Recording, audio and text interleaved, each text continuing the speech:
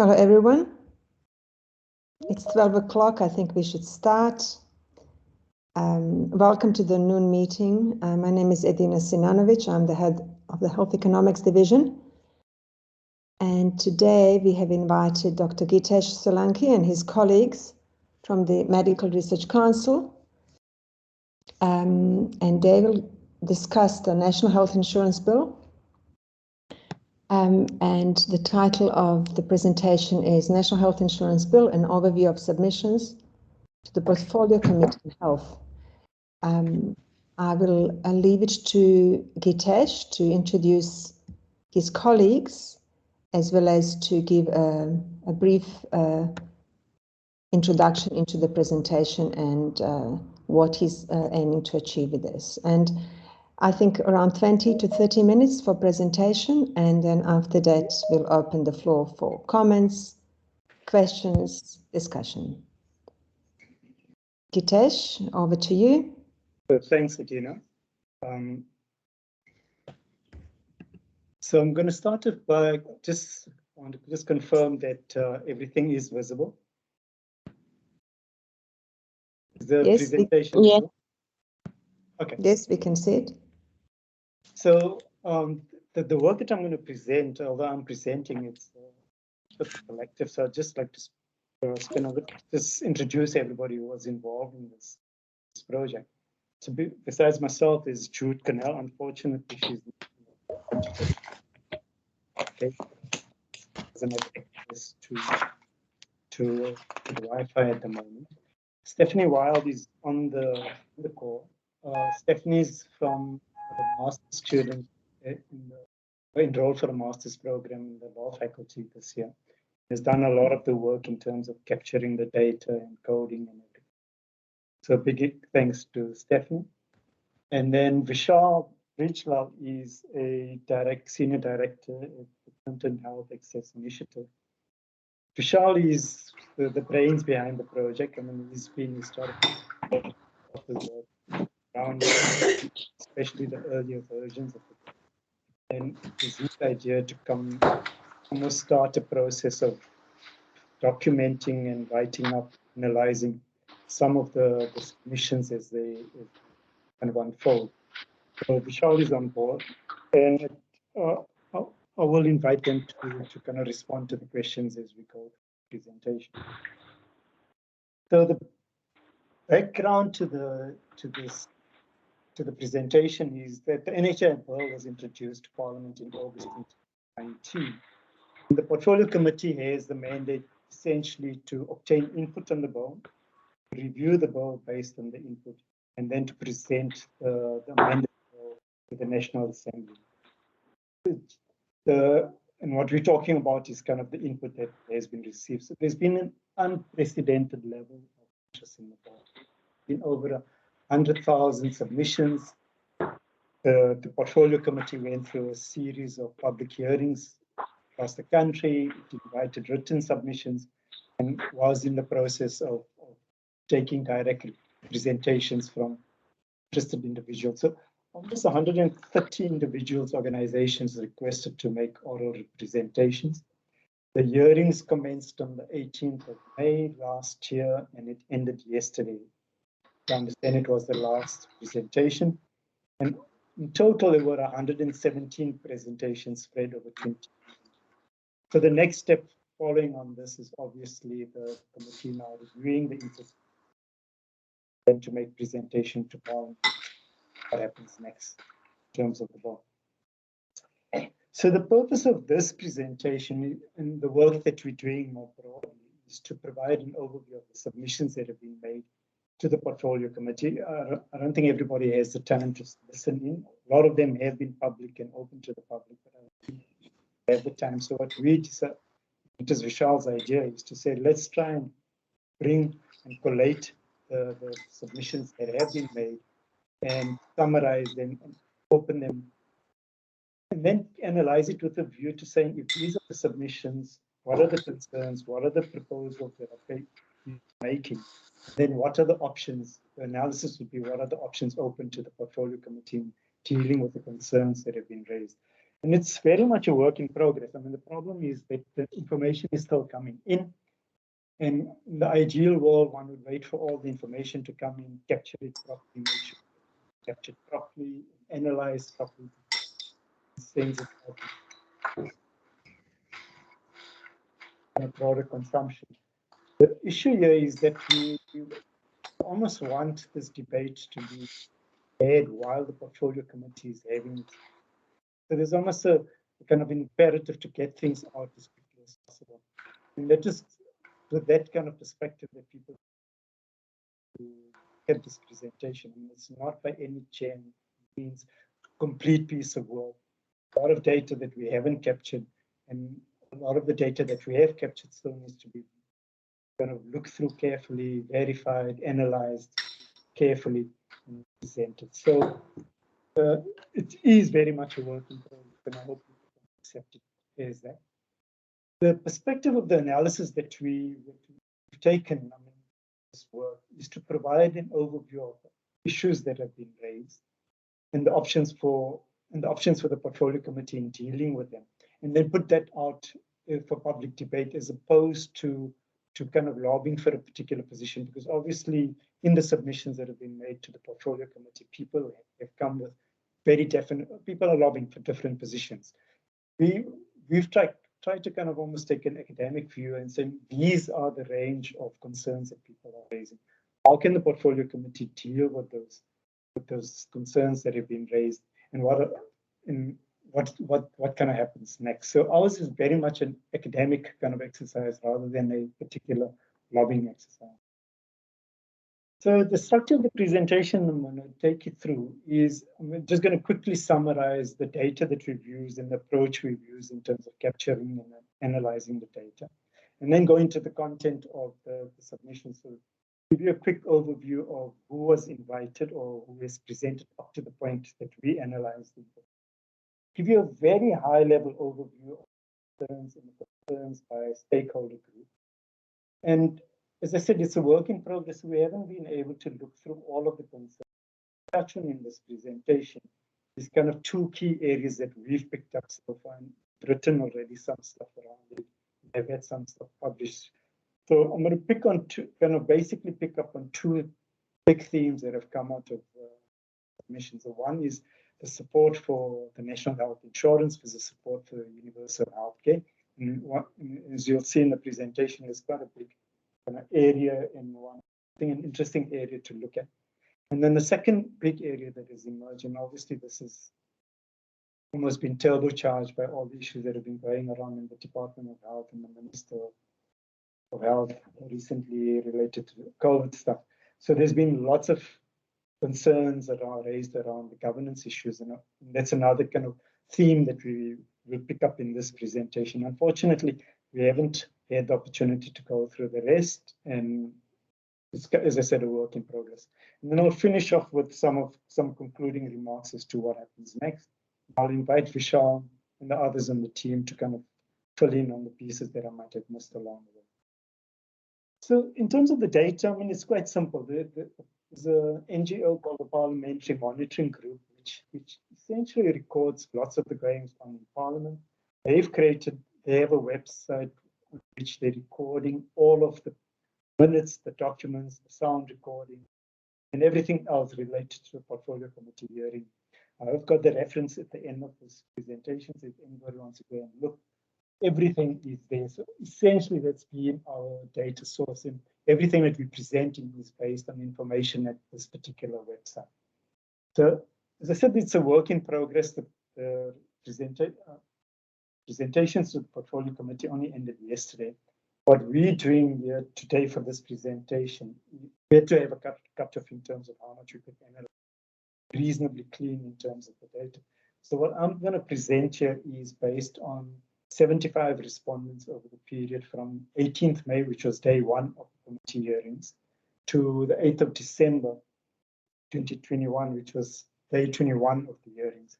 This out of a total of 29 days that the portfolio committee set hearings, which was yesterday, the 29th day was yesterday, and they covered a total of 117 presentations.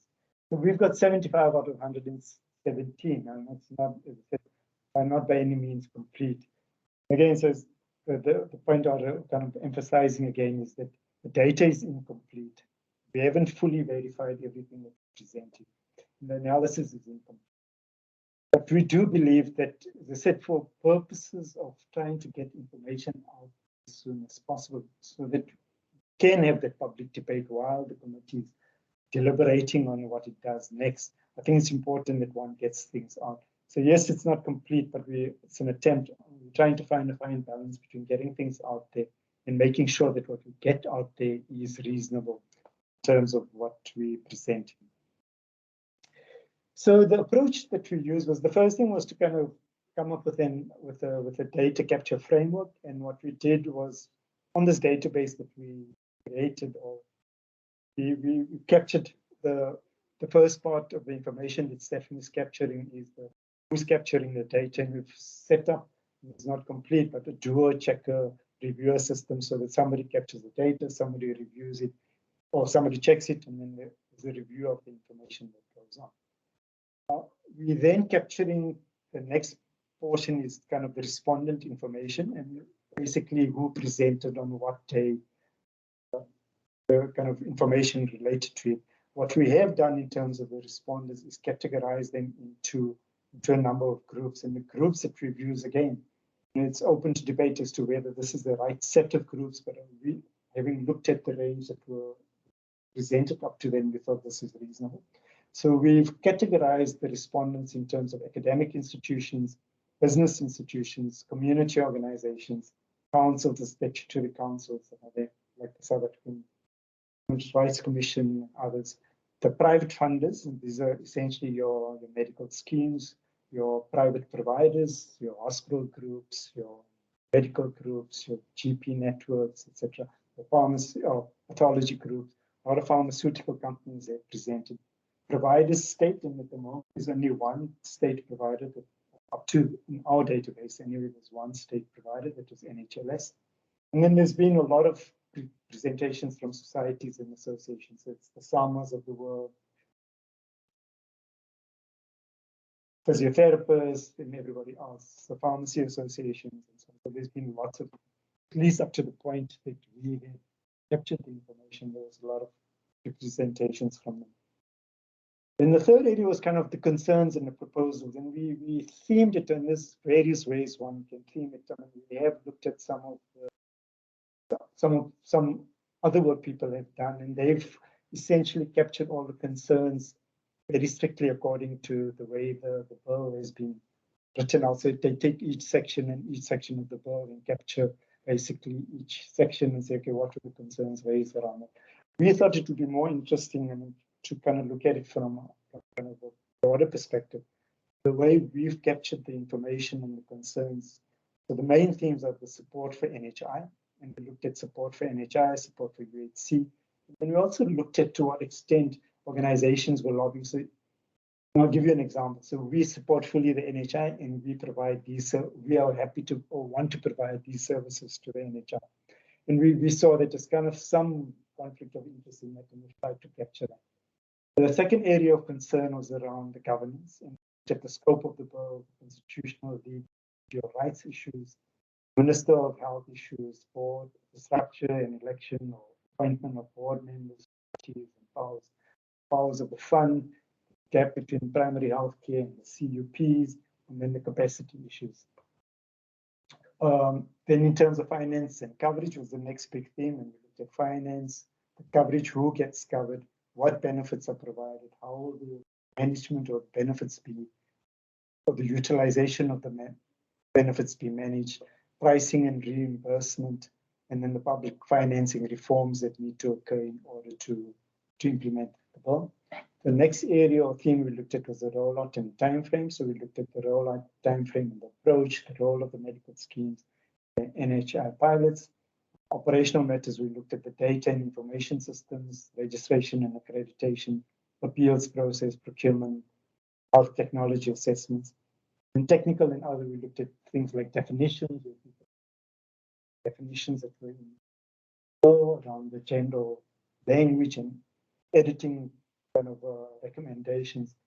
the legislation to be repealed. Now, we set up this template, and as I said, the difficulty here is it's an ongoing exercise. So it's not like we've got all the data, we can look at all the data and come up with a theme or a thematic kind of framework.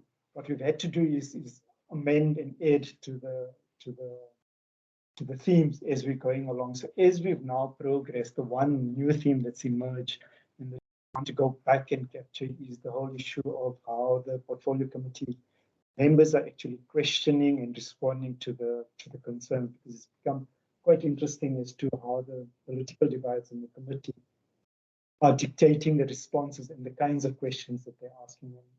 So we haven't captured fully that information, but it's something that we want. So it's a pretty dynamic framework. I mean, we're kind of going back and forth in terms of adding to the framework or moving out of the framework things as we go and capture the data. So once we've set up the framework, as I said, we've started capturing, and most of that work has been done by Stephanie so far. And then for the 75 presentations, we've done a fair amount of verification and coding. So I've looked at the data, Vishal has looked at some of the data to make sure that Stephanie's captured it reasonably. And we've started coding some of the things. As I said, ultimately, we want to have a full tour checker reviewer system in place so that we're quite sure that what we captured, the way we're analyzing the data is reasonable.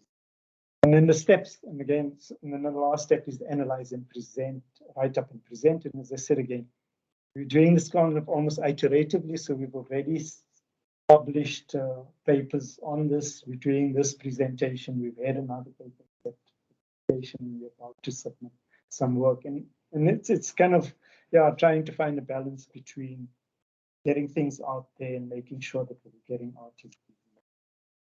So going on to the analysis itself. So as I said, this is based on 75 presentations that were made up to the 8th of December.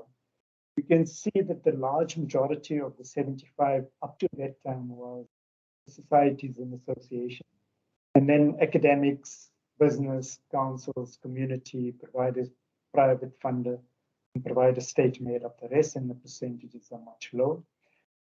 This is not necessarily representative of the final sample that is presented. I mean, there are timing issues, and the final distribution might be quite different. I know a lot of the healthcare funders or medical schemes have presented subsequent to the date, so their kind of representation might increase quite substantially from 2 to a higher number. So it's a timing issue, and this is not necessarily representative of the sample that ultimately presented.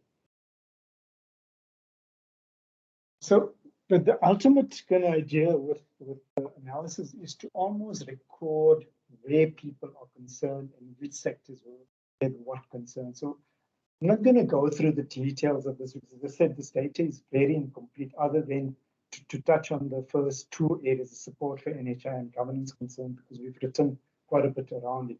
But essentially, the ultimate kind of analytic framework would be fully populated on the 117 presentations to have almost something like this, which has got all the different sectors across the board and the different areas of concern, and then recording who's kind of had concerns around what issue. And for now, I mean, we've just kind of recorded where people made a submission or a proposal around particular issues.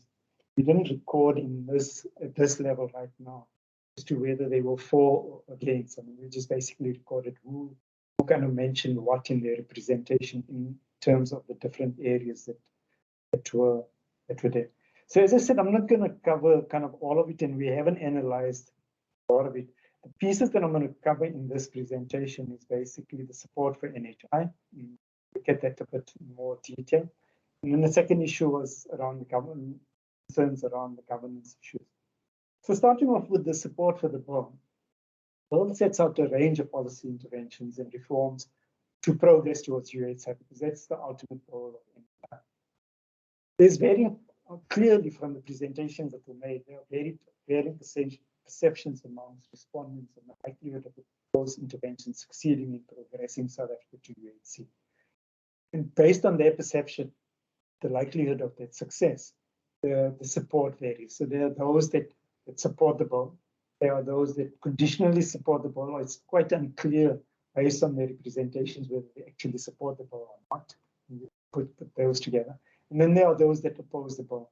And just to give you an idea, so we categorized the 75 respondents into those three categories. And to give you an idea as to how we did that, take you through some of the qualitative inputs that we took. So let's take the first group that we classified as being supportive of NHI. And the kind of the statements that this group were making. So NHLS is fully supportive of the introduction of the NHI bill. Nursing Council welcomes the NHI, an initiative to improve access to quality health services in South Africa. The Health Professionals Council said NHI should be the only funding mechanism for health.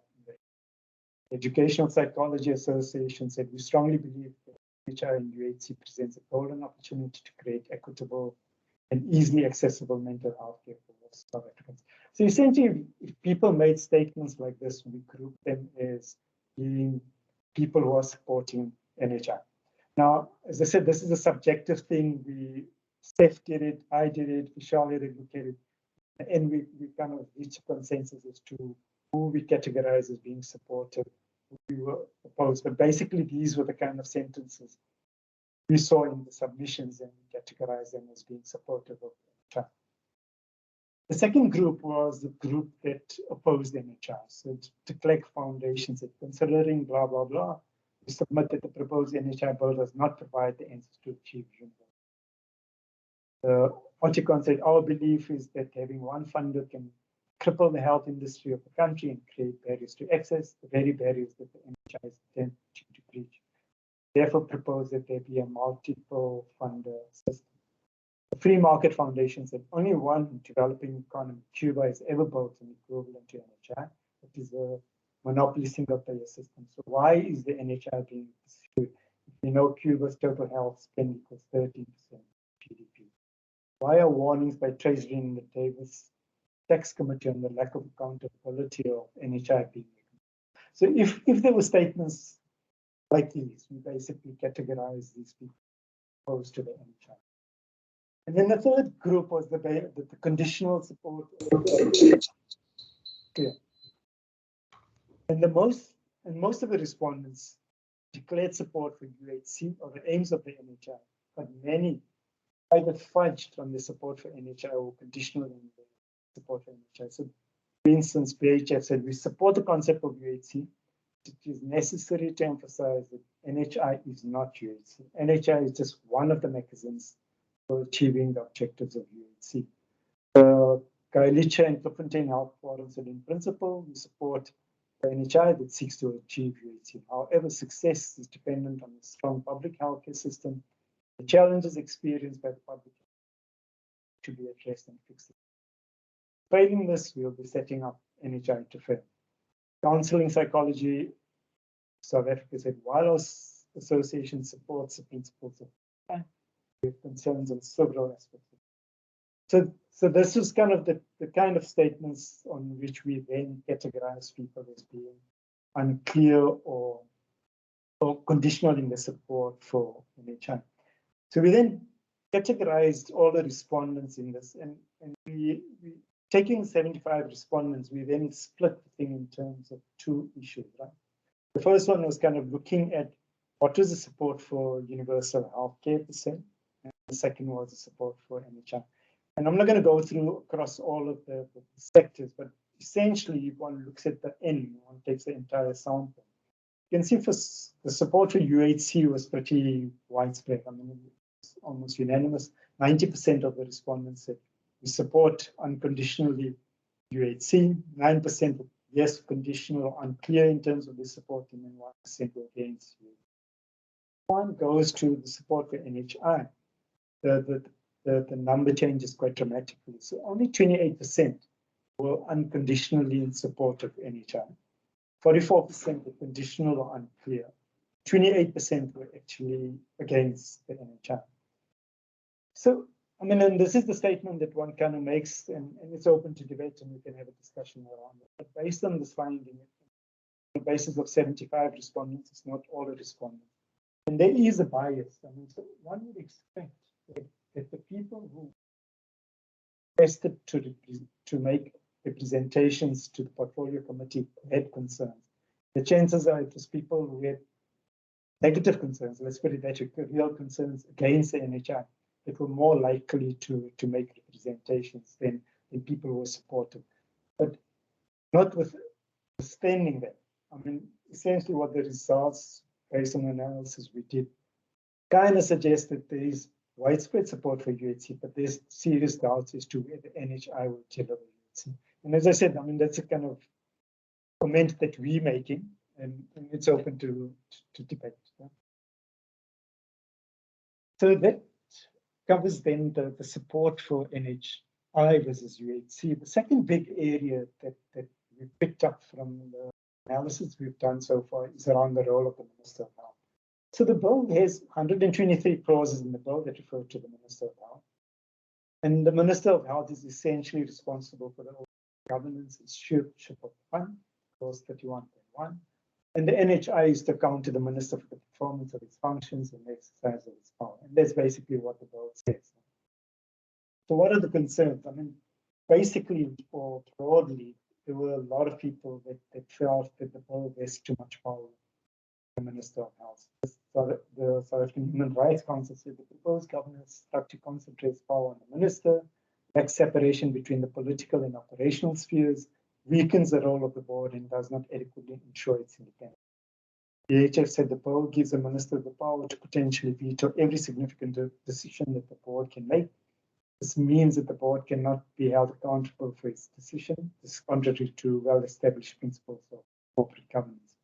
PASA said the bill provides for significant centralization of decision-making power with the minister, including very technical issues raising questions of accountability and transparency.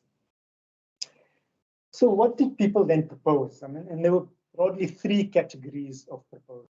First one was to say, shift accountability from the Minister of Health to Parliament.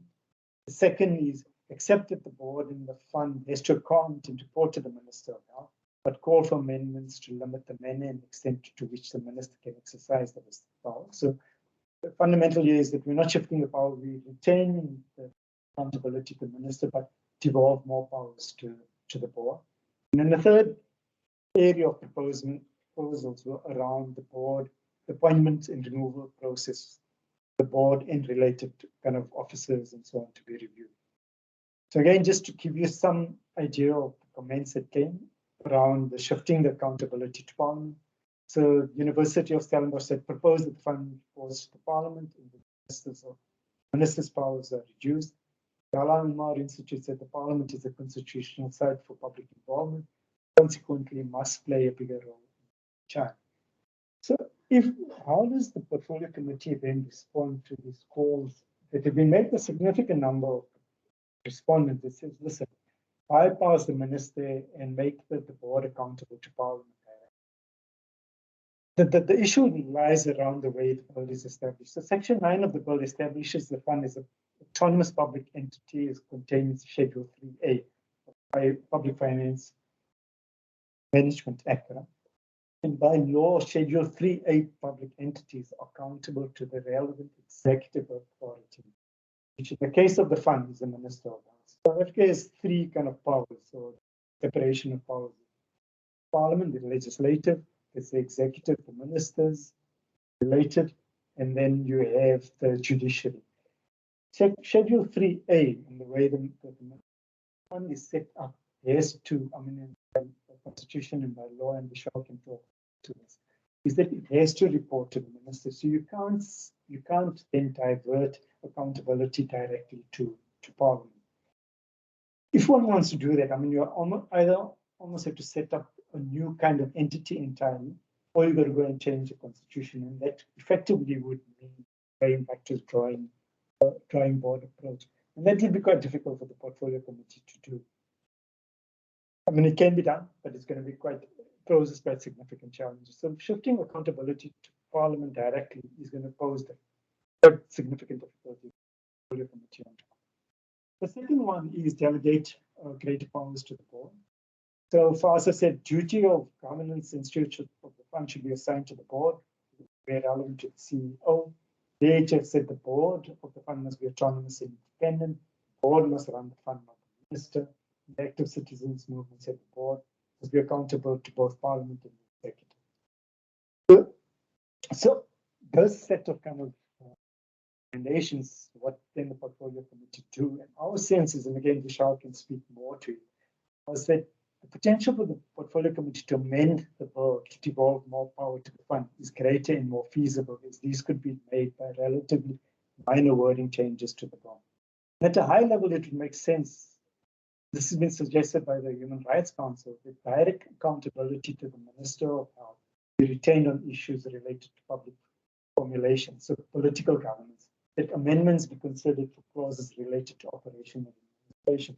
You make that a board governance issue. So essentially, on issues of policy, the NHI is almost accountable to the minister, and the minister sets a policy and is to kind of set the guidelines within which the fund must operate. But the operational issues and the board governance issues, that the board should have a higher level of autonomy. This can be done by a fairly quick wording changes to the bill. So this is certainly more doable than this one. The third area, was the review of the appointment process. And basically, a lot of submissions that institutionalized processes that are transparent, fair, and entrench public participation. The Human Rights Council again said the appointment and removal process should be similar to those in Chapter 9 institutions. DHF said the board should be appointed by Parliament and not the minister. So essentially, what they're saying is don't let all the powers of appointment rest with the minister.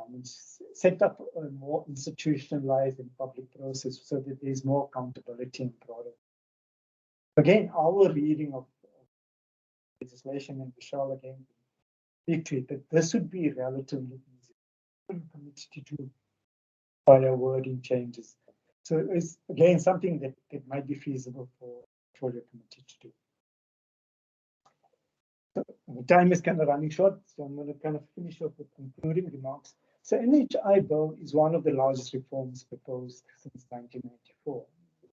And the approach that the PHF or the PHC takes will have a profound impact on the future of the health system and the broader trajectory of the social, societal, economic well-being of South Africa. It's a huge reform. And it's going to have huge ramifications just broadly, not just in the health. So our view is that it would be prudent for the portfolio committee to meaningfully address the concerns raised.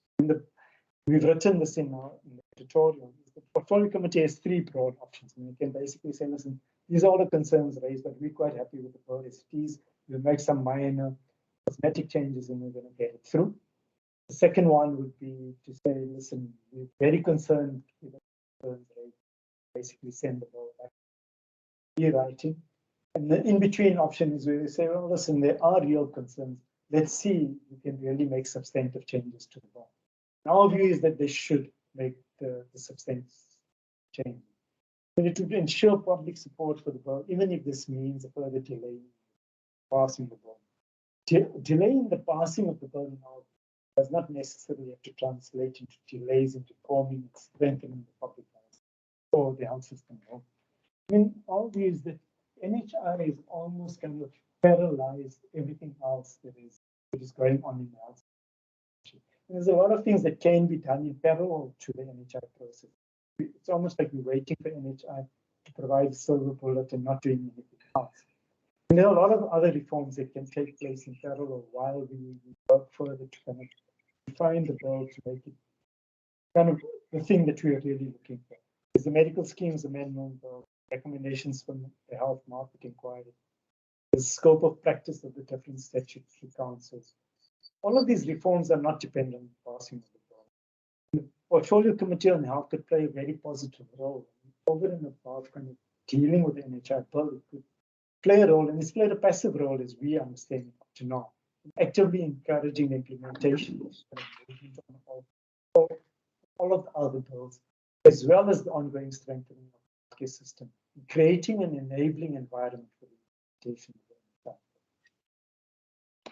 As I said, the main reference is this parliamentary monitoring group. So a lot of them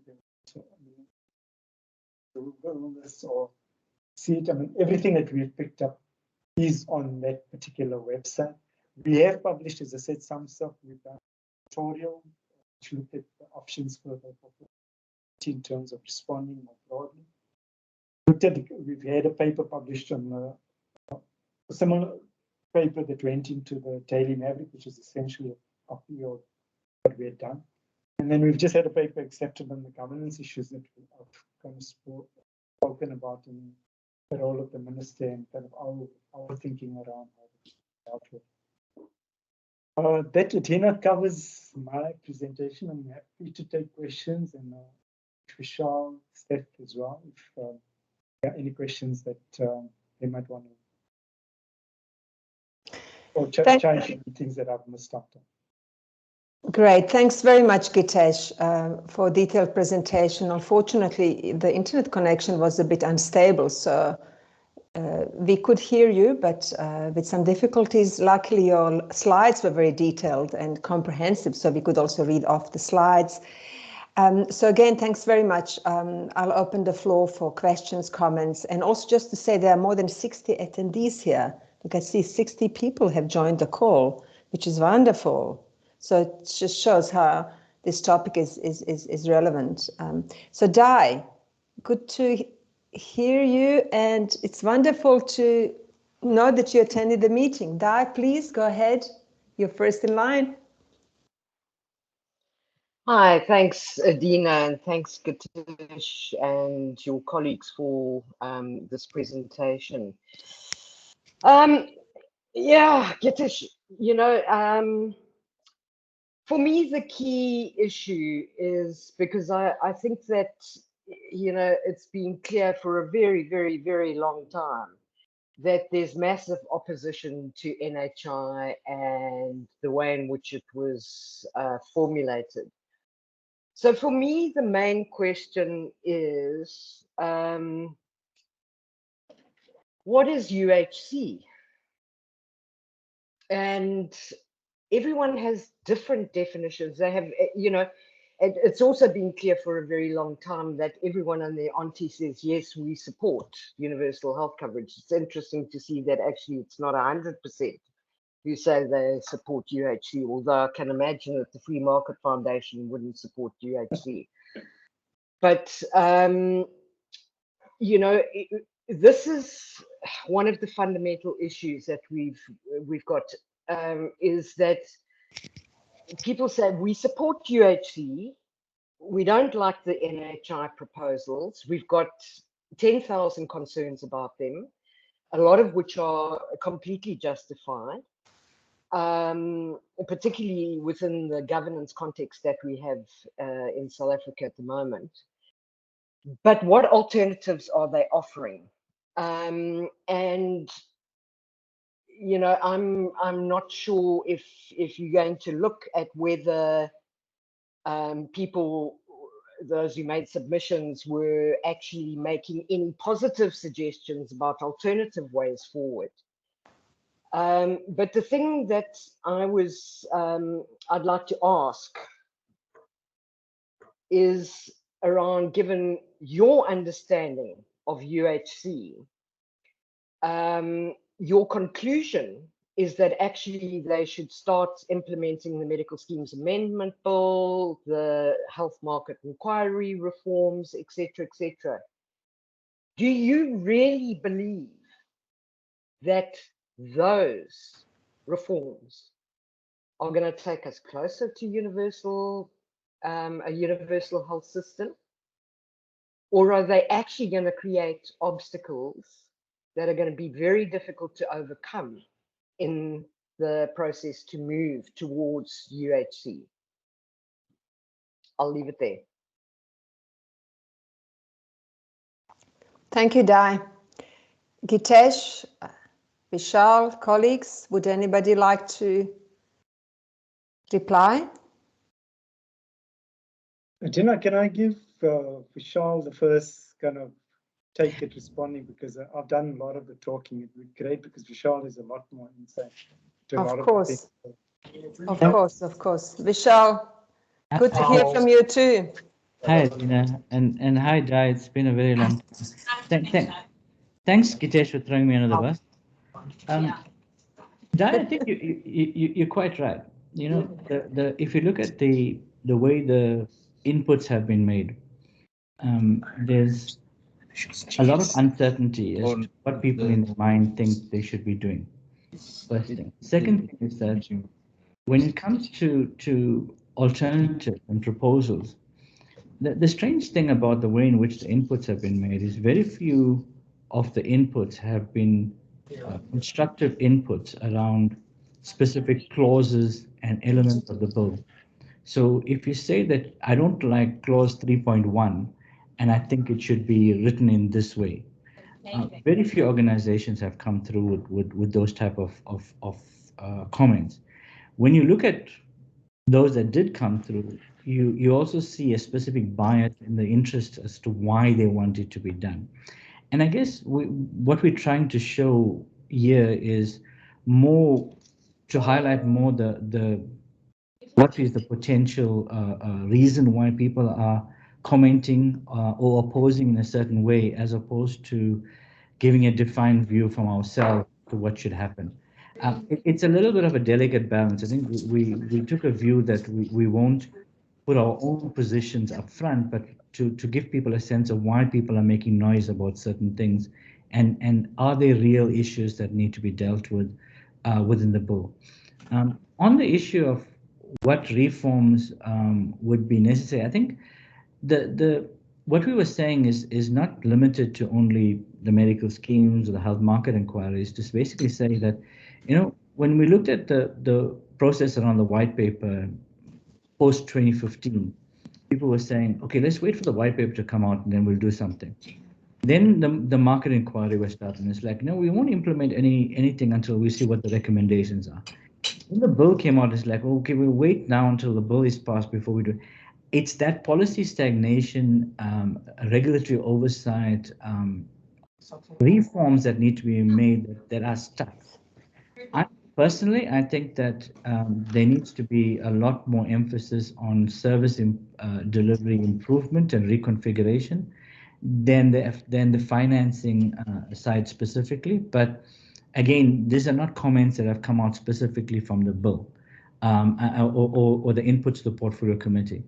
In that respect, very few have focused on it. People have said, go and fix the public sector, but those are not really helpful comments. You know, they just ranting, if I can call it to some extent. Sorry, I'm a little bit subjective in that part of it, but I agree that I think that the comments so far have not been particularly constructive, and those that have been constructive are not necessarily aligned to where we need to be going as a country. So the committee has got a fair amount of work to do to kind of weed out and look at it in that respect. I haven't answered you fully, I know that, but I'm sorry about that. Thank you, Vishal. I think we'll move on. Shayla Barcel, do you want to pose your question, comment? Thanks very much. And thanks very much for putting on this webinar. It's really fascinating and good to see old faces, many of whom I haven't seen for a long, long time.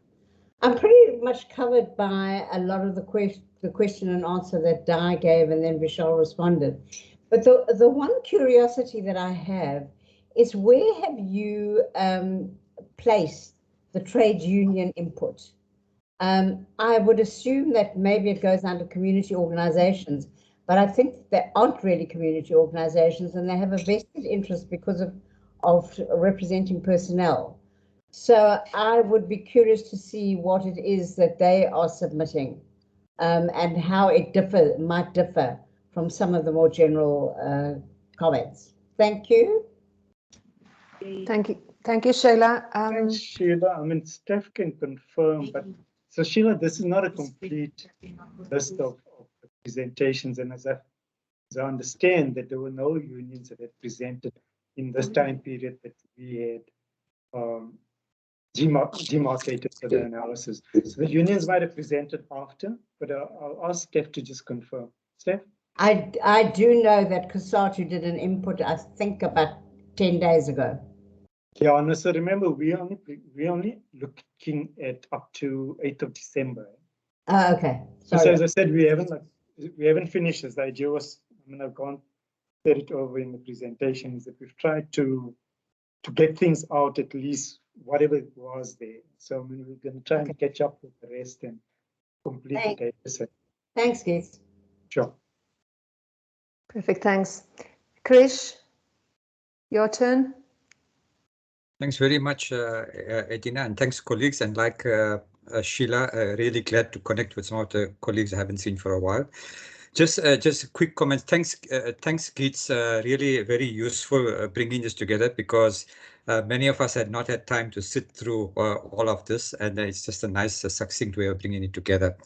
So a couple of comments. I think the first issue is we also made a submission at the hearings, I mean, and a presentation at the hearings. So it's probably in the other 30 that is not covered.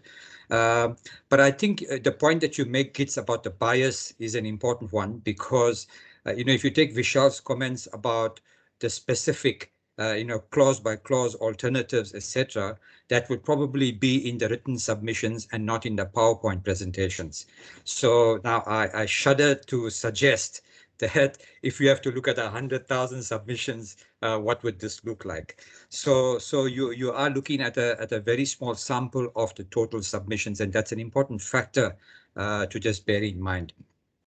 The second point is, I think the NHI debate obviously has been going on for many, many years, but the last 2 years of the pandemic and all of the lessons we've learned in that space, the real challenges in the public health sector, never mind the private sector, that are just continuing to surface, all of that really needs to be taken into account. So I suppose there's a bigger question, and you alluded to that in your concluding remarks, that over and above the passage of the bill, how do we fix the system more broadly? And the bill is probably not the total answer to that, and it requires a much bigger exercise, process, and that kind of thing. What would that look like? So I just make that point. The third thing is in our proposal, and it links to what Vishal was suggesting, that in the themes that you identified, I would almost want to suggest that service delivery model gets surfaced as a separate theme, because there are very real issues and implications for service delivery model in the bill. Right? And rather than being, you touch on it in different headings under governance and somewhere else, but I think it should be surfaced separately. And in there lies the issue of, for example, central hospitals being managed nationally versus remaining in the provinces. In there lies the issue of, you have a national fund that is contracting directly with a whole lot of facilities and institutions, etc., and fragments the system. And having a cohesive health system is so important. So those are the kinds of issues that I think get hidden in all of this, and we brought through in our submission. So I think the service delivery thing. The last comment would be, and there's a risk of bias because I sit in a province, but whether we look at this as a transitioning process, and whether for now we could use the provisions of the PFMA, use the provisions of the National Health Act, and use provinces as a vehicle to fund and take steps towards the NHI UHC debate in the way we contract, etc. But at least you then maintain accountability, you maintain cohesion, etc.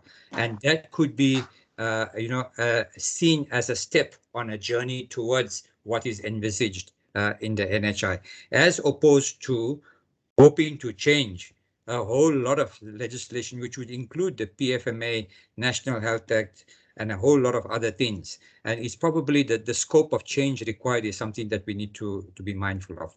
I'll stop there. Sorry for the mouthful, but thanks very much for the opportunity.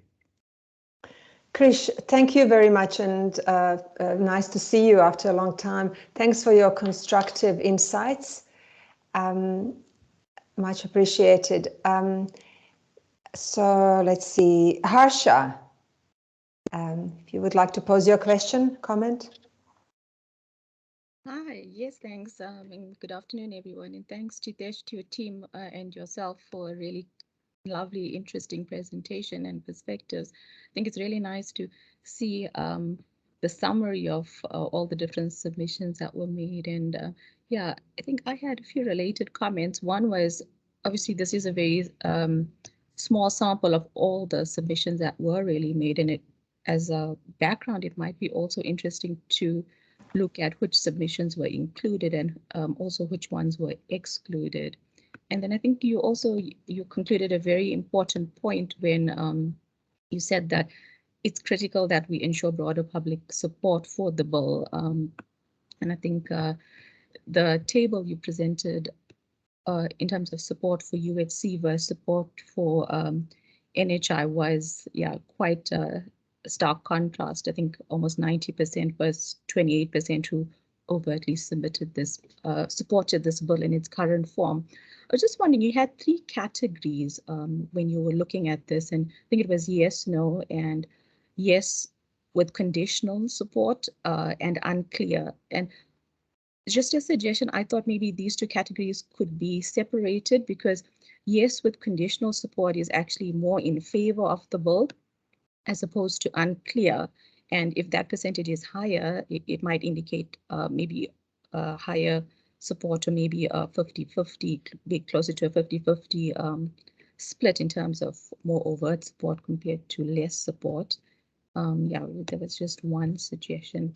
And then, yeah, in terms of the recommendations as well, I think those are quite interesting. And I think when you were discussing the different proposed amendments and summarizing what people had said, I felt it was really nice that you actually looked at the legal implications and what was feasible and was not feasible. And I thought in terms of recommendations for somebody reading this, it probably would be good to include those feasible recommendations as well. So thanks again. Thank you, Harsha. Any comments from Geetesh or Vishal? We've noted the comments. Just to say on this issue of separating the yes conditional and unclear, you saw the quotes, and that's why I presented the quotes. It's really difficult based on what they do to kind of separate out the two. I mean, it just, and that's why it just what we ended up kind of almost doing was saying, okay, these people support, these people are against, and then the rest are kind of sitting in between. But point taken, and we'll look at it again once we got the full sample and get the analysis. And Krish's points also in terms of the suggestions is made, we'll look at it. Thanks, Krish, for the suggestions. Great. Ishak, I noticed you left a comment and questions in the chat box, but you have an opportunity to ask the question now. Yeah, thank you so much. I think it's very interesting presentation you gave, and you know, I like how you analyzed all this information. But just a couple of questions from my side. The one is that, you know, in terms of next steps, so they've finished the hearings now. So are they going to provide written submissions to every presentation? I mean, how do you know how Parliament will deal with all of these submissions, and how the submissions will or won't influence the final bill? And then the second question on my side also, just specifically on community healthcare workers. Do you remember, you know, if there were submissions on that, and if you have the information, do you know how it was received?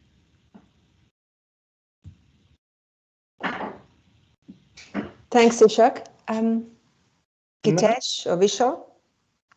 Vishal, can I ask you to deal with the question, the first question? Yeah. On the community health workers, I must say, I haven't looked at it in detail. I don't know if Steph has picked up anything. As I said, we were kind of looking for now just at the governance issues mainly. Steph has been capturing, but I haven't looked in detail at the.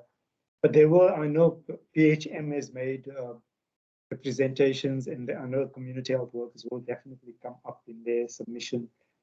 The Kailicha Forum, I think there's one from UCT, also mentioned it. So there are quite a few submissions that have brought it up, but I haven't looked at the content of what they've recommended in terms of community health workers. Michelle, I'm going to hand it over to you for what happens next with the bill. Yeah. Thanks, Chris. Just to say that I'm not sure how the committee will deal with it exactly, but I can use previous experience of how bills have been dealt with by the portfolio committee. So what they would effectively do is, now that they've gone through the oral presentations, the committee will sit and review all of the comments that have been made. They'll have some sort of analytical framework, typically by clause, and see what has actually come through.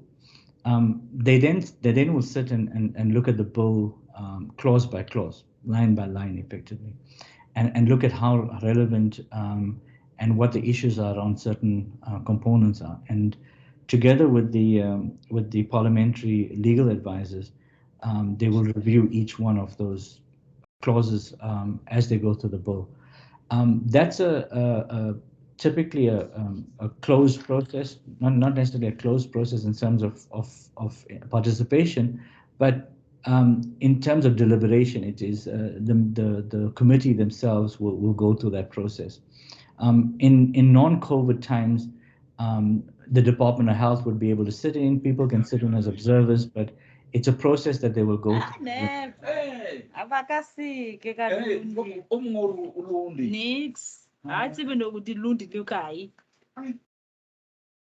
Sorry, that process of reviewing the inputs and comments go through over the next couple of weeks, and depending on how quickly the committee moves through them, it could be a couple of weeks or a couple of months.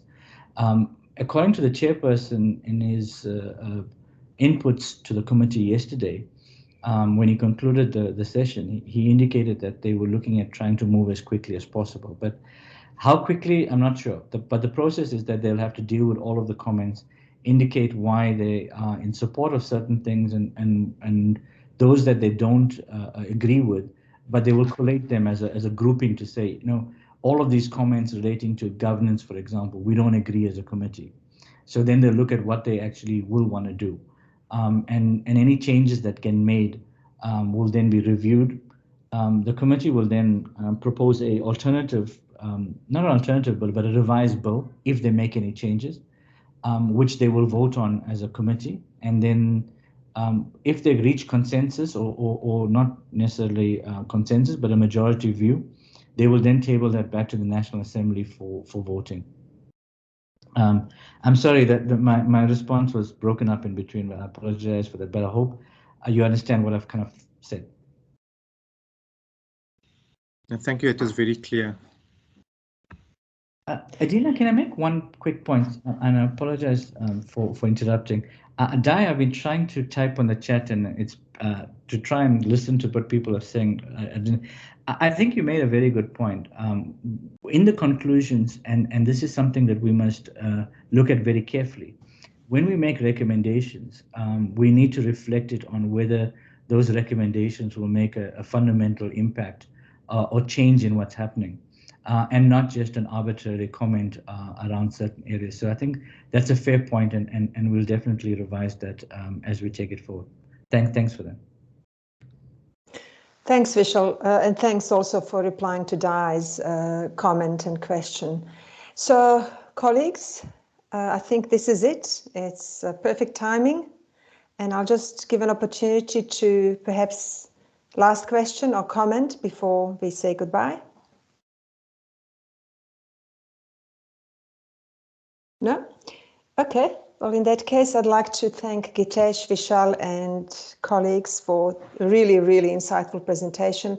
Also to thank all the of you involved in the discussion and debate. Very useful insights and comments.